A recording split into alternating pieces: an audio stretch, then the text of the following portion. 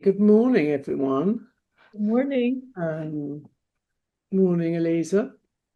Uh, I'm Tamsin Dillon, and I'm welcoming you to the School of Visual Arts and the Artists Roundtable. Um, this is part of the Curatorial Practice program at the School of Visual Arts, and this particular program is a sort of complementary strand to the Curatorial Roundtable that Stephen Henry Madoff um, runs, where he invites esteemed curators who are based across the world to share their experience and their knowledge. And so in this program, we're looking at the work of an international range of distinguished artists who are making some of the most relevant and thought-provoking work today. And I'm inviting them to talk about their work, the evolution of their practice, and as a kind of slight provocation to think about curatorial practice and how that may or may not have had some kind of impact on their work, whether as in terms of the way that they've worked with curators, or even if they've somehow been curatorial in their own practice. So today I'm really thrilled that we've got Aliza Nisenbaum, the fantastic painter, joining us from New York, right here in New York. Welcome, Aliza, and thank you for spending some time with us today. I've known Aliza for a little while. I'm trying to remember when I first became aware of her work. I've certainly become come to know it much more since in the last maybe 5 years or so. But yeah, I was very aware of her projects in the UK, particularly the exhibition at Tate Liverpool, where she made a project working with NHS workers, and of course at London Underground, where she did a wonderful project working with the London Underground workers, that particular community. And I picked up a rather nice kind of intro to her work from Tate's website, which talks about her 5 approaches to portraiture, which we're going to hear about today. She considers it a form of social practice. There is a strong focus on communities, as you'll hear more. And also, it's important that she develops a very intimate relationship with her sitters. And of course, again, straight away, you'll see this how important colour is and central to the practice. And within that, objects and settings reflect the personal stories and narratives that she's talking about, um, or that she's depicting. She's, as I said, Aliza is based here in New York. And as I'm just reading a little bit from that bio that we put out, she's her vibrant portraiture that makes visible and honours members of diverse, often underrepresented communities. Her practice is rooted in ethical engagement and based on intimate long-term collaboration with her sitters. Her work combines social practice with observational painting, creating a unique dialogue between artists and her subjects. And she spends extended periods with her subjects, often in their homes or their workplaces. Um, and I think the conversations that you have, Aliza, with your sitters somehow transform into the paintings that you make. She's had major exhibitions at the Queen's Museum here in New York, at the Metropolitan Opera in New York, also as I mentioned at Tate Liverpool, the Art in the Underground project in London.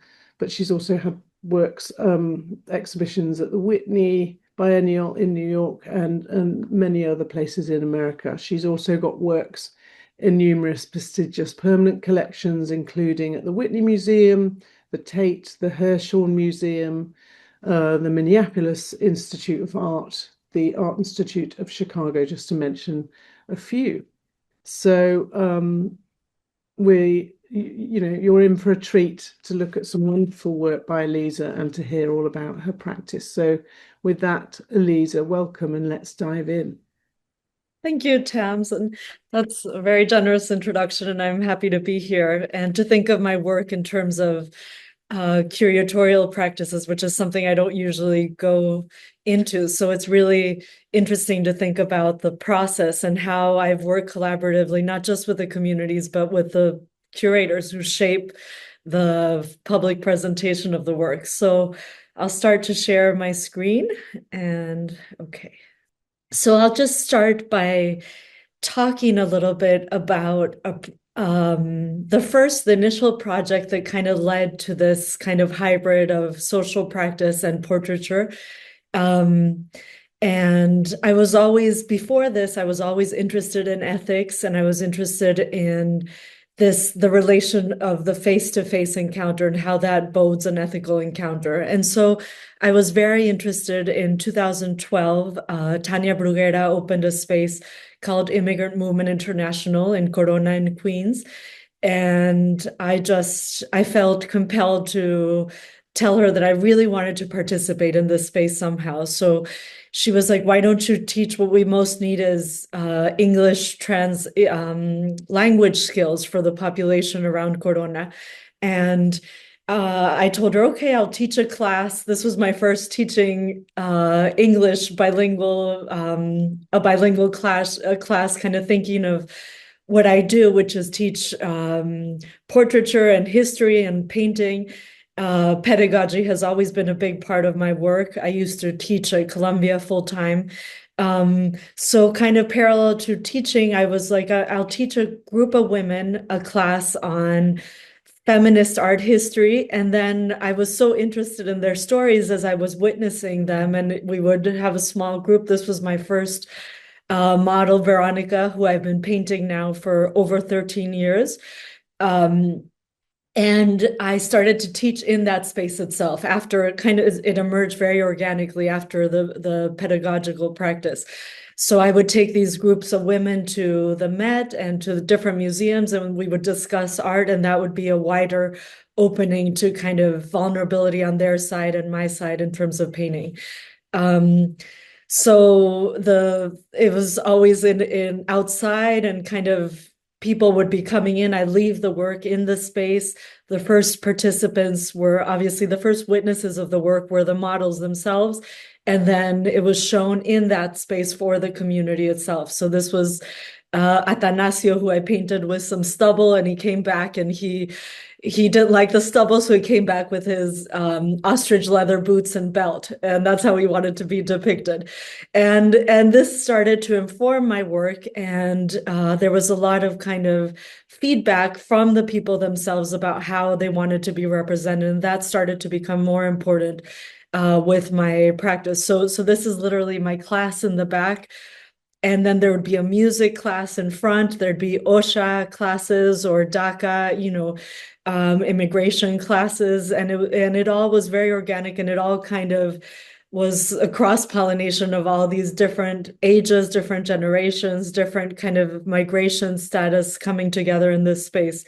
And Veronica became a community leader herself. This is my first show with her, and she started a group of women kind of building their own bicycles, and she would lead bicycle tours throughout Queens, kind of a sense of empowering, finding your your own sense of transport.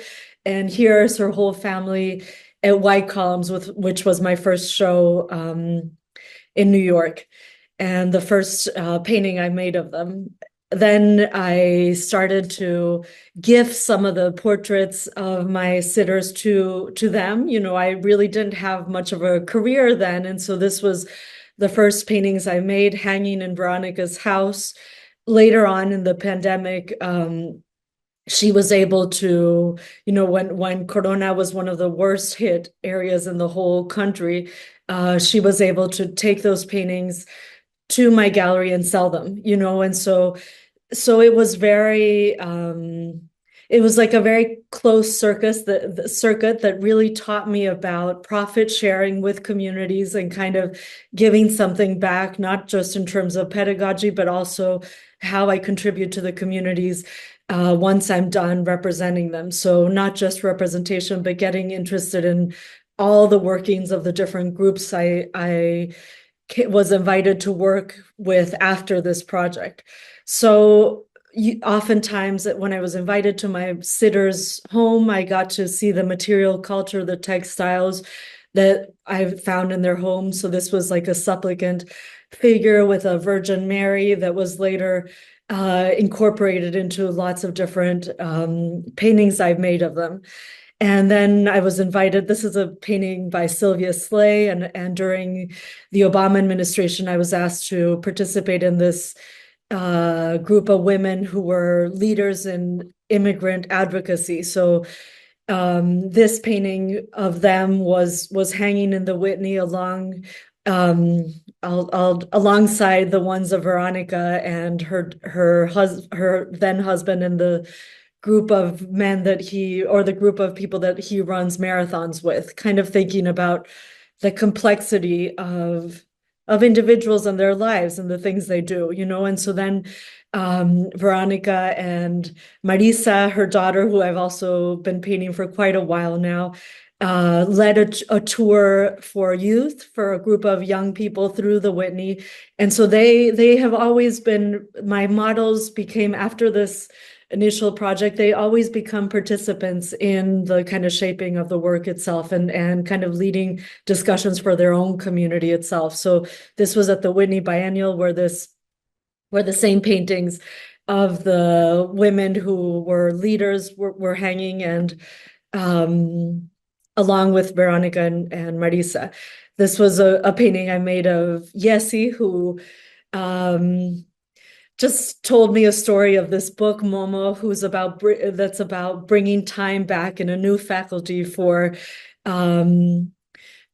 it's a classic book that's required reading in elementary school in Mexico. I grew up in Mexico City.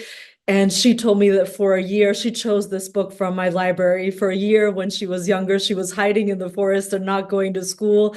And, just the stories that would emerge, these were her daughters at Immigrant Movement, really shaped the paintings. So it's almost like the paintings become different moments in time from the way I experience a community. So the formal elements in the works are this kind of pointing into different moments in time. So this is like the Talavera from Puebla, the mosaics that come from where Veronica and Marisa are from, kind of shaping, and then the New York Times, where they find themselves now. So this kind of mixture of the two temporalities that make up their lives. A few more paintings from that time. Theater, this is a puppet theater on the right from Mexican traditional theater.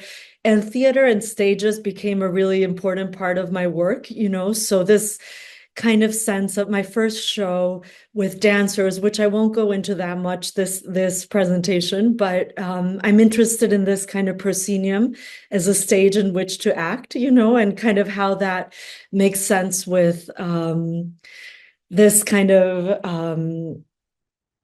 social justice imaging, how people find agency in these stages in some ways. I'm interested in Courbet and the French painters that would make these paintings that were about large groups and how those groups reconfigure I'll talk about those in a second. But so hold that thought. So this is more about the material culture and the kind of stitching that was part of the work that I would find in their homes. And later on, I would make these portraits that were kind of without the person, still lives. This was a person on the left who I'm very close to that would send me letters from a correctional institution here in the United States. And so it's a portrait of somebody that we don't see their face, but it's an accumulation over a whole year, different festivities, Easter, Christmas, Chinese New Year. And it just got me it led me a real insight into the correctional system in the United States. They would actually, inspired by my practice, commission portraits of people in the correctional institution. And then the one on the right is different masks that I would find in markets in Mexico. So how to make a portrait without the person's face So this is the Queen's Museum show from 2022 or three, something along those lines. Anyway, and it brings together lots of different bodies of work, the individual portraits that I started my career with, and then the group portraits, which I'll go into right now. So I'm showing you this because it's something I don't usually show, but I was commissioned after after these more private, very intimate experiences. I worked with the Minneapolis Institute of Art to kind of represent larger groups, and then with the underground, the Brixton Station. And so I worked with a wonderful curator, Leila Hasham, who really was like, let's put out an open call, because it was overwhelming how to work with the population of the subway system, the Victoria line in London, and my studio was in the back of the Brixton Station. And so we put out this open call that became like the model for how I would organize my open calls much later on, and this was based on the project that I did in Minneapolis, and we got a ton of applicants, and then we brought them together and we had little coffee sessions where we would kind of get together. It was so well organized with this curator that she made my life so easy, because I was in a different country. I had to do a lot of research to go deep into the history that I wasn't so familiar with. And so she sent me all this material ahead of time for Transport for London, the how it was so involved in creating new communities with a workforce, and Transport for London, the underground, the Transport for London Museum that had all these posters throughout the history of the museum, of the subway's art commissions, during the Blitz, for example. Oh, and I made this portrait of one of them with some of these posters, like the textiles, the historic textiles that from the Victoria line in the past and the new ones. And then it was also really helpful to have them be the first witnesses of the work. So there was, I'll just show you.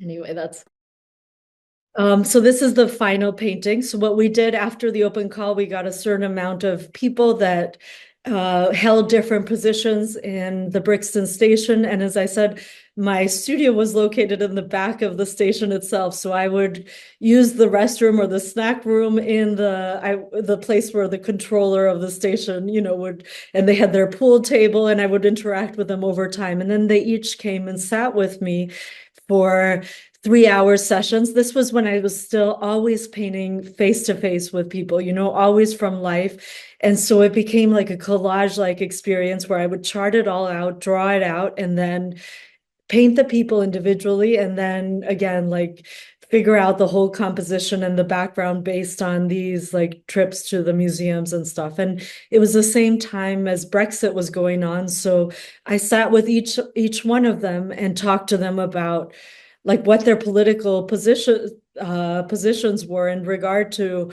this important moment in England. And it just kind of, and that really is central to my work, how there's a kind of dehumanizing aspect on the internet or on social media, but when you sit with somebody that might have different political positions than you, and you think about their materiality and their body and the weight of their body, and just you gotta like how the face and the individual, there's an empathy that comes from that prolonged experience with sitting with somebody face to face. And that really became very important to me as we've gotten into more difficult times that are so polarized.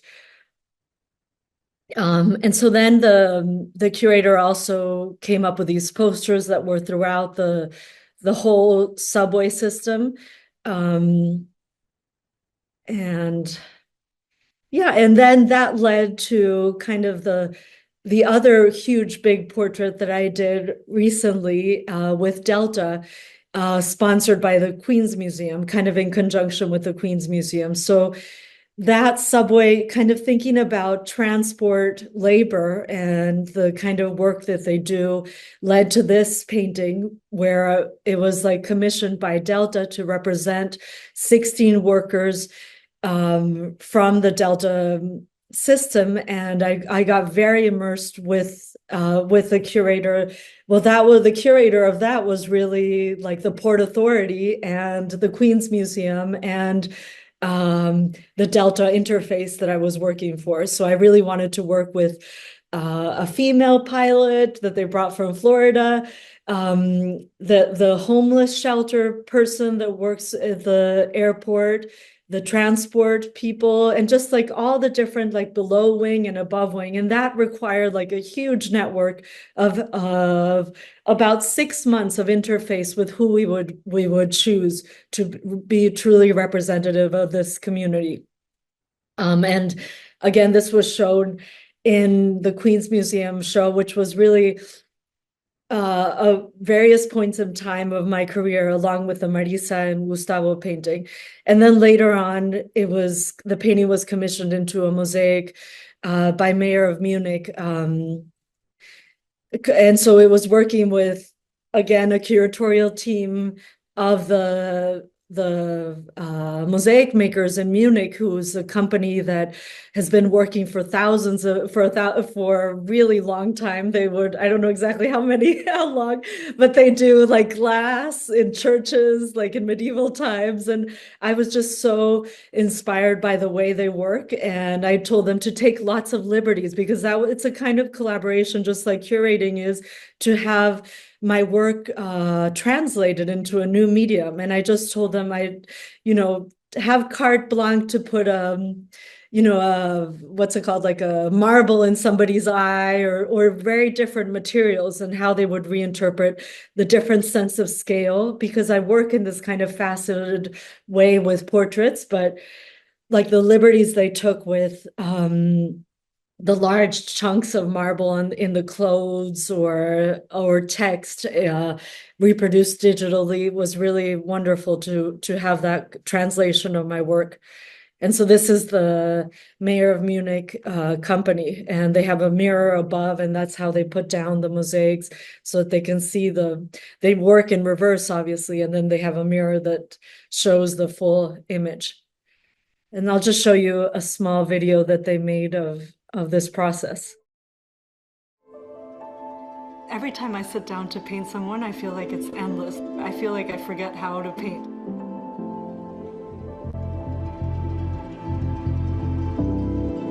The materiality of their body gets translated into the materiality of paint, and thinking about a person's face and their body and what it means has tremendous repercussions for how we relate to each other.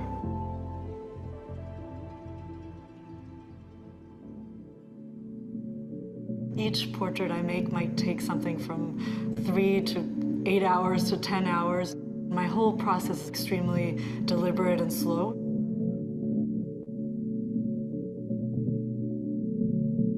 Because I'm dealing with real people. They come up with all kinds of surprising things in terms of their personality, and when I'm sitting with them in the interviews I do beforehand, paying them tribute, doing them justice, I hope that comes across with the nuance of color that I choose for their faces.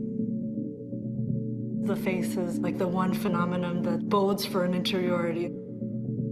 Thinking about who is this person and listening to their story and trying to do them justice.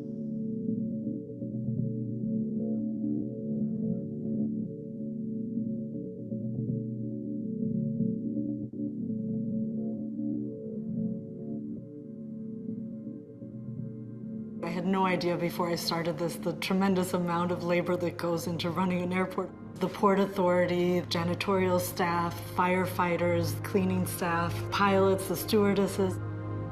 Their face is their first interaction when people come into New York. So how conscious they are of that.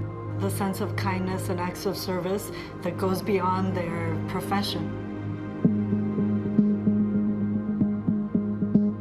Our job is connections. Not only is it connections in the physical sense of getting you from one destination to another, but it's also connecting with people. How to connect, that's also an art. When we connect with people heart to heart, then we discover each other. I'm the welcoming face they will see to put them at ease. What we do here at LaGuardia is work as a family, as a community, because it's about compassion. There's a lot of people that are backing me up to be able to complete the flight and to make it successful.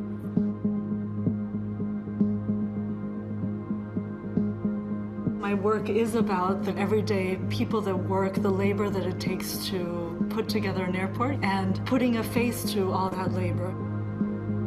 I grew up in Mexico City, where there was murals by Diego Rivera and Orozco and Siqueiros, huge public murals that were really about informing the public about the history of Mexico. That was what most informed my work growing up. All these modes of transport in New York allow you to come face to face with people that you might not otherwise. And I think that's what the airport and these public spaces do. They face you with all kinds of people that you have to share space with. When we're seen as faceless on social media, we can start to be aggressive in some ways. But when people see a body and a face, I think their sense of responsibility to each other is much, much more heightened.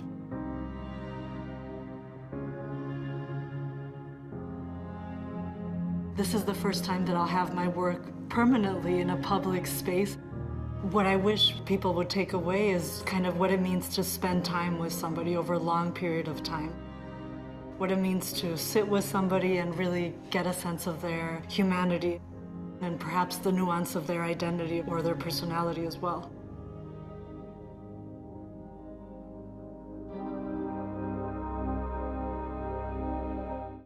Okay. So then I'll just jump ahead to the Queens Museum show, and this is another install shot, but these are lots of these small little paintings from early on. Some of my references, I'm going to speed this up a little so we get to the Siqueiros and Alice Neel, kind of these Mexican muralists who would work from large masses of people, but also the individuals that Alice Neel would paint here in New York. And so let me start here. I was in residence at the Queens Museum for 2 years, and my studio, again, like in Brixton, was located in the museum itself. And the Queens Museum did something very special during the pandemic, which was a food pantry that would open its doors to a huge amount of population in the neighboring community. And I decided that I wanted to teach some of those people that were participants in the food pantry itself. So I taught them classes on self-portraiture, still life, lots of different ways of painting. And then the bar was kind of high because I told them their work was going to be in the show itself. So I would get very strict with homework, etc. And they really did such a good job, in my opinion. And so this is how the food pantry would go on. This is just a few photographs, but it fed thousands of people a week. And so these are some of the participants. This is Veronica and Marisa again, revisiting them perhaps 10 years after that first painting. And so the show itself included, we decided, the curator and I, Hitomi, to use colors that were kind of pedagogical, like the primary colors, yellow, red, blue, to think about the colors that one mixes for creating any color. And then I made a painting with a big globe of the Queens Museum from the World's Fair. And then we did this checkered floor, which was a very good idea, to kind of signify a classroom, and the easels and then their work in the background. And also these exquisite corpses in the background, which are, a surrealist exercise, which is the way to kind of loosen somebody up when you first start a class. And then still lives of food that they would choose, or animals from that they find important. Anyway, all kinds of different subject matter that they painted. And then there was an R21 video that is readily available online on this, that's a document of this work and them really speaking about their work itself. And going back to the early work I did with Queens almost 13 years ago, it was wonderful to come back to this community, and also the proceeds, some of the proceeds of the sales of these works also went to the Queens Museum, a certain percentage to help with the food pantry itself.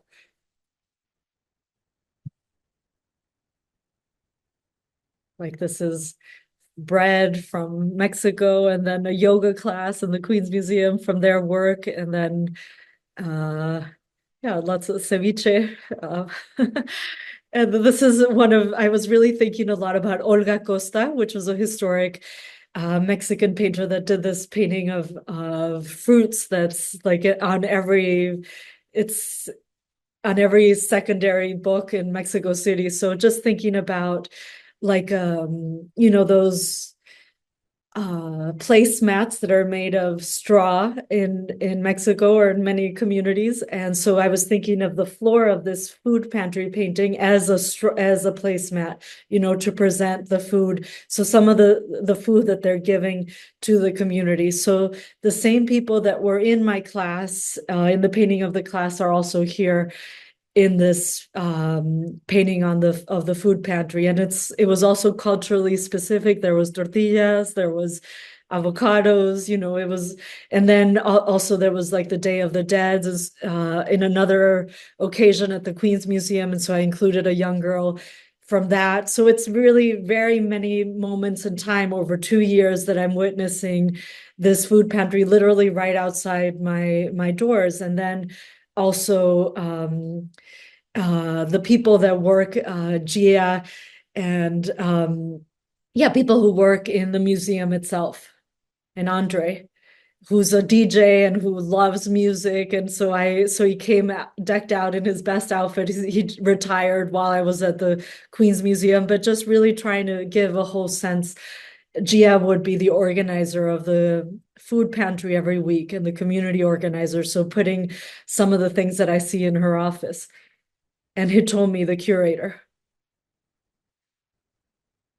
And then just lastly, I'll quickly jump into this project that I did, Tams mentioned early on at the Met Opera, and the Dodi Kajastan was really wonderful to work with as a curator, because she really helped me shape the idea around it. We were thinking about how to represent different sopranos, divas, and there was 3 different women working in the production of La Traviata, and La Traviata is one of the most difficult performances for a soprano, one of the most challenging female roles.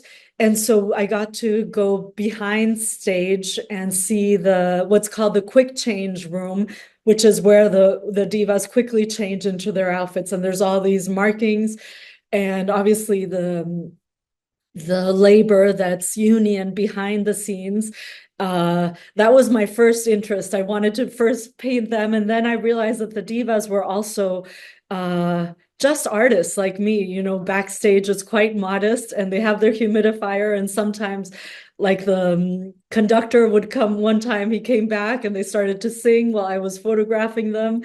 This is Nadine Sierra and her Argentine makeup artist that she has been working with for over a decade, and Monela Zhao, who it was her dream to perform the Traviata when she was a teenager, with some of the backstage designs of costumes.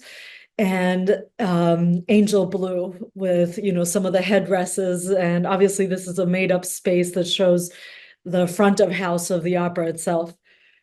And then I got to really witness, it was such a privilege, the way they moved the whole scene so quickly, and thinking again about this proscenium of labor, and Courbet and all these people that would stage labor very quickly in historic group portraiture, and trying to make a portrait of that itself. It was fascinating.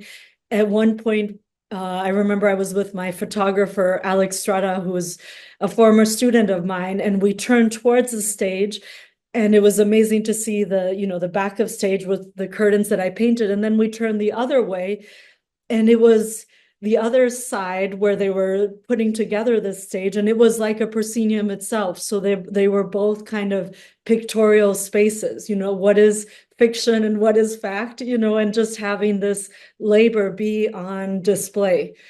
So I'll end with this image, unless I have another one. Oh, I do have a few. So this is how quickly they would jump into their dresses backstage, and I tried to make an image of the portraiture of each woman, and also some of the things, the operations that happen so quickly behind the scenes. So I'll leave it there, Tams. Wow, amazing. Thank you, Aliza. I meant to say, everybody, if you have questions, please do drop them in the Q&A. We usually get some interesting perspectives coming out in the Q&A, but you can't put them in the chat, so do put them in the Q&A. And we've got a few minutes to talk about that.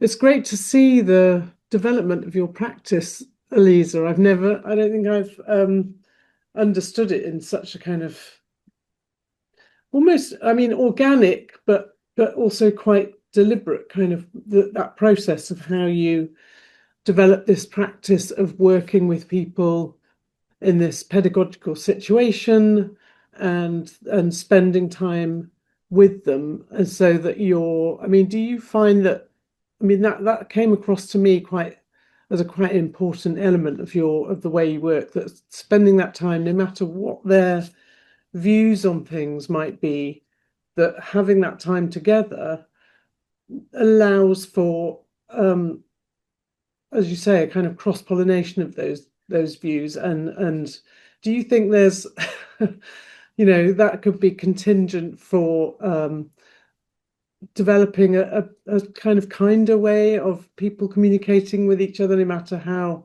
polarized their views might be? I don't know. Yes, I hope so. Maybe it's idealistic, but at least it's while I'm doing it, it really.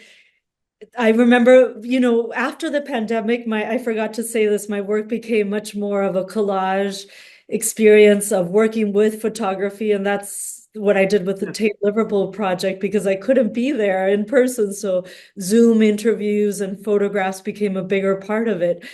But it was always, when I paint someone from life, like I would almost start to mix colors for like an hour, just to get them comfortable before I start scrutinizing their face, and just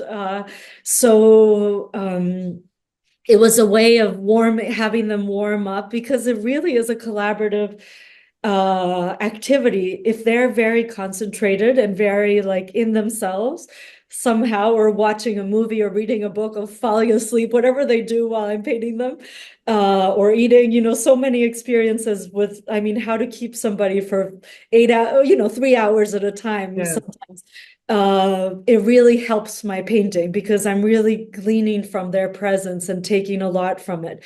And so I would see it, if you kind of charm them into being comfortable, or not charm, but just like if you have chemistry with each other during that time, it really helps the painting. And so that pedagogical experience of like teaching or giving something back, if it's not a pedagogical in terms of resources, then it really helps the work itself. And maybe that's a model for something else, but for now I leave it at painting. It was great to hear you talk about the London Underground project. Obviously some happy memories came flooding back for me, because I was there for a long time running the Art in the Underground program. But I didn't realize that you had your studio located behind Brixton Station, and just kind of being there within that situation with the people that work there, I think it makes such a difference. And it was great to see that little film you showed us of how people were having a little gathering with the painting, with the completed work itself. And that process that you were kind of guided through to reach out to people that work in the stations, who run the trains, to ask them, to invite them to be part of this project. And I think that was something while I was there was something we tried to really kind of instill more and more, how artists can work sort of hand in hand, person to person with the people that are there. So they'd probably kind of got used to that process to some degree. But also, you know, and also when you were talking about the Delta project, how what really came home to me was how putting a work in a public space like that, so making it with them and then presenting it in a place where people that don't necessarily go to galleries and museums are going to encounter it. Is that, you know, and I think that's clearly a really key and central thing for you. It's something that's important for you, along with showing your work in museums and galleries. How do those, you know, how do you feel about those two different ways that people can encounter your work? Yeah, I mean, I feel like that's a good, interesting question. That was a big part of the Mexican Muralists project, you know, just to be a pedagogical experience, also to teach through the stories they would tell, you know, and in these huge murals. And there's nothing really more satisfying than the people themselves, like seeing them being the first witnesses, and it's also very stressful, you know, to do due diligence to somebody's you know, with the divas I was like, I have to these divas, you know, but with anyone else, like also to just give them to do them justice, you know, and it really gives me a lot of energy. And then to have a wider kind of story represented that might be pedagogical in itself, you know, like I am. Yes. I'm working on this thing for the Obama Center right now, for the Obama Presidential I was hoping you'd Center. tell us a bit about that. And that's like a 70-foot painting that is a huge like story of like a morning to evening in in a library, you know, and like the outside and the inside of the library, like the garden becoming books and stuff like that. So that's a big storyline. And I mean, that's kind of quite a departure for you in a way as well, because you're including because you were I was lucky enough to come and see some of that the other day, and you were telling us a bit about it. But it includes some people that are no longer alive, you know, famous people, celebrities, combined with other people that you probably are painting from life. Is that the first time that you've made a work that combines things in that way? It's the first time that I work with people with a kind of hybrid invented people, you know, that are loosely based on people I've worked with in the past, but are their own thing. And then I collaborated through various channels with the Obama Foundation to find writers that he would think were important to include and that were important to me as well. And so in painting the authors that are no longer alive in black and white to give kind of to be more didactic in that way. And so yeah, it was a very interesting experience that I think is going to inform my work. And I've never worked on something that's actually 70 feet long and how to keep a horizontal composition going in that way. Yeah, incredible. Well, I'm so looking forward to seeing that work. It must be quite, you know, nerve-wracking for you, I suppose, to be invited to do such a unique and important commission. It was just like a real good moment of hope in these times to focus on that, you know, to just be laser focused on that. It's been a good year to just concentrate. We do what we can, you know, and that's what I can do right now in terms of it's been a hopeful thing to concentrate on, I guess. Yeah. We've got a few questions here. Yeah. I'm just going to read them out, see what we make of them. First one is from Gina Sabom. Love your enthusiasm, your work, and really enjoyed the lecture. You mentioned growing up in Mexico City, but Queen's Museum seems to have been continuous through line in your work. How did you establish this relationship? Are you represented by other galleries? Do you think developing these relationships is imperative? I mean, it's kind of a coincidence in a way, isn't it? The Queen's Museum that you've been based there on for more than one project, although I think possibly the original situation, having had you there, led to the being invited back at a later date. Maybe.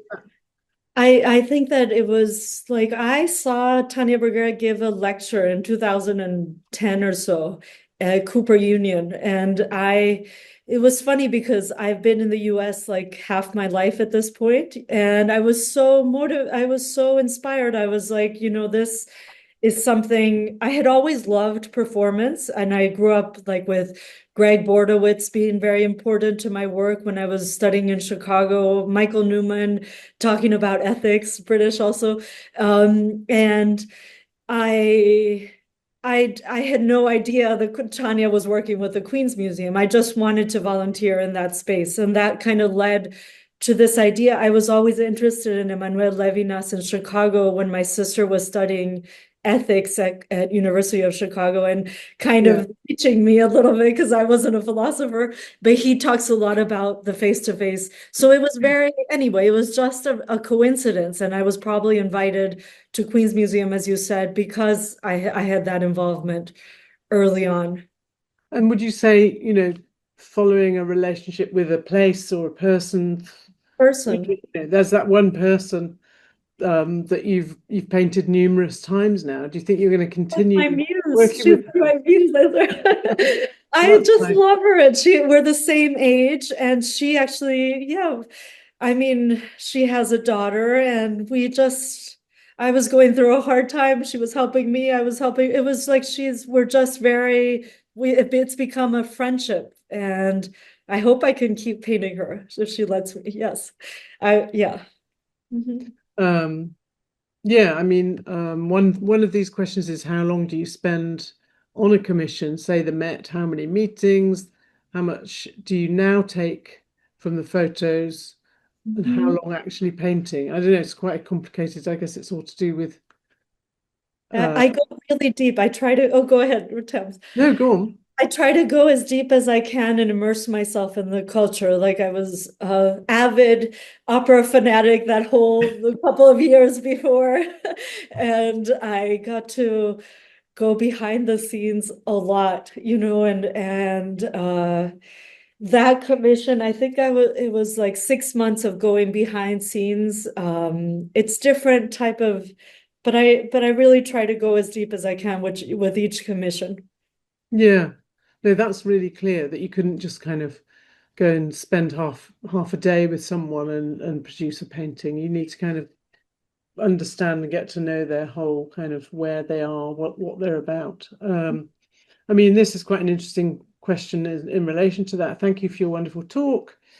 Your collaboration from the ground up is wonderful and brings the concept that is now shared in the NHS. I think it's something NHS with co-design with patients. Do you think perhaps your portraits have infiltrated the concepts adopted in such institutions? I mean, who knows? Do you think you've really embraced the incidental person role? The incidental person role? Yeah, that's what they've put here. I guess the incidental person that comes in and maybe humanizes the hospital environment, maybe that's what they mean. But it seems that in these places that they are trying to humanize those environments, make people feel more comfortable and at home there. I mean, we can even combine it with this question by SC, whoever that is, that is asking about archiving. I think that's a really good question that I love to think about my work in terms of archiving and all the material. And at some point, when I was more organized early on, I would record conversations and I would keep lots of notes. And now the archive is more visual, and I have all the memories of each person and what they tell me, and sometimes we now are doing some little documentaries. Like I did a show with dancers at Regan Projects, and the dancers were videotaped in the space themselves, and a little girl, just this idea of kind of generational teaching and through dance itself.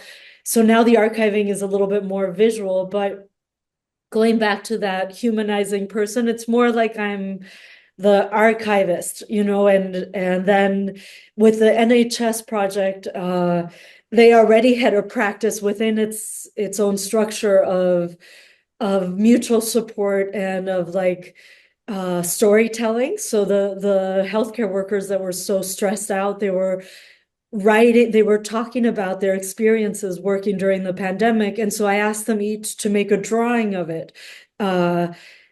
Because they had these sessions that were for for self-care. And so then I put their drawings along with their portraits. So it's more like an archiving than a person that It's comes. interesting using the word archive. I think for some artists it's working, it becomes some kind of extension of the work itself, and there's a question mark over where the work begins and ends. It's not just a painting, but the whole kind of ephemera that's collated or collected as that in the process of making that work could be considered as the work itself somehow. Yeah, maybe one day, exactly. Maybe one day they will be shown even more, alongside each other. Yeah. I mean, it sort of relates, I guess, this question from Teresa Loong. Do you have a dream commission work? I mean, I guess you're working on that right now, but who knows where that will lead. But maybe something in a different medium. What would that be? I mean, I'd love to work with weavers, to have a work translate, or to work with a community in Mexico that might be weavers, and because I love the textiles. I love like flowers have been a big part of my work because my mother was a flower painter when I was growing up. And so there's always like this, she would make huge paintings of flowers in our dining room that we would all talk about. So there's that kind of thinking about myself and my matrilineal lineage. And then also textiles were always part of my growing up. And so I feel like it's part of my, like the non-storyline part, but it's a big part of, like in the Obama project, I have a huge rug of otomi, which are this Mexican animal textiles from the north of Mexico. And then Kantha textiles, which are from Kenya, where Obama's from, and so that's a big part of the storyline of the people, the portraits, that's just as important, the color and these formal aspects. But you say one day we might be looking at a tapestry by I would love that. Yeah, that would be my dream. It sounds like that is something that I'm kind of surprised that you've never worked with tapestry. We've talked about it with some people. It's really, yeah. I was thinking of doing this commission for the Obama thing but then we did paintings. But I really want to do a tapestry someday. Yeah, well, let's find you a really good place that makes the fantastic tapestries. I do know a couple in the UK, so I wonder if and I also, maybe there's someone here in the States that you could work with on that. From Mexico. Well, obviously. Sorry. Just see what else we've got here. The work is rooted in the analog of the nays and hands, the hands working with the stuff, touch and sight. Sounds really exciting. I love that. think that's talking about the tapestry idea, right? Well, no, I'm also super interested in like Lucy Rigaray, who talks about how touch is a sense that's like about being in relation, like all these feminist thinkers that talk about, vision is like from afar and about judgment, and touch is always, it's been linked to a kind of feminist interrelationality, like touch is about, you can't touch someone without them touching you back, with like this sense of relationality. And that's a great question because that's very important to my work. Someone here, Lenny Correa Cabrera, says that they love the work and it connects to their work as a muralist.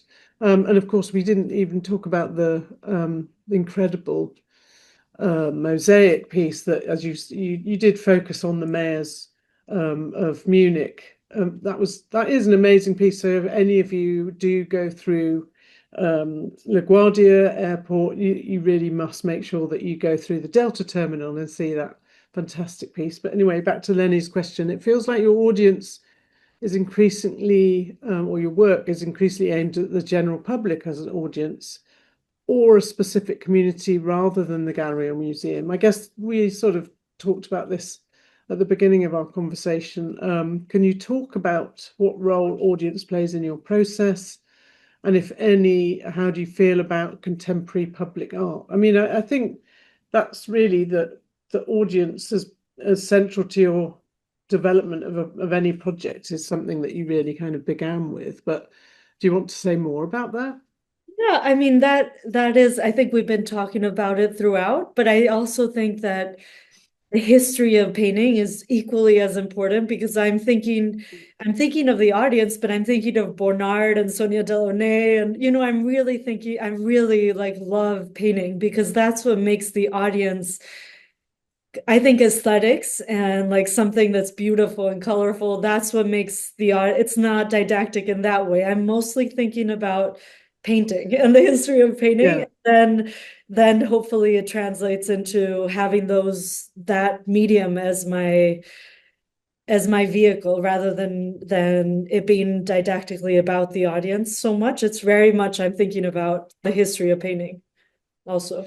Yeah, and I mean, I've got to say, it's quite clear when you're looking at your paintings that's what you're obsessed with. That's what you're so fantastically good at, and why I appreciate looking at your work so much. And I've been watching it change and develop, and just the way that you use color in such surprising ways is something that I find really why I like looking at your work so much as well.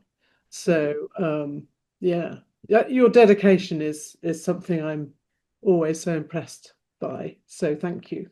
I think we're spot on 10 o'clock. But although I've really enjoyed this chance to talk with you, and I hope I get to do it more and again, either with other people around or just between us. Thank you so much for this opportunity. Thank you. Thank you very much. And thanks everyone for joining us. We will be having another session this time next week with the wonderful artist Samson Young, who's based in Hong Kong. So that's going to be a very different kind of discussion. But for now, have a great week. And Aliza and I will see each other in a moment with the students over on the seminar link. Thanks very much, everyone. Bye for now.